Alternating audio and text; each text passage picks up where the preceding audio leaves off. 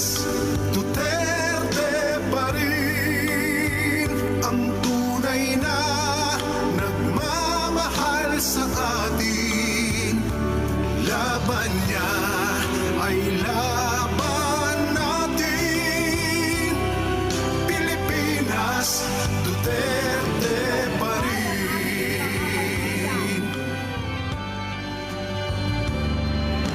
Inang bayang minamahal,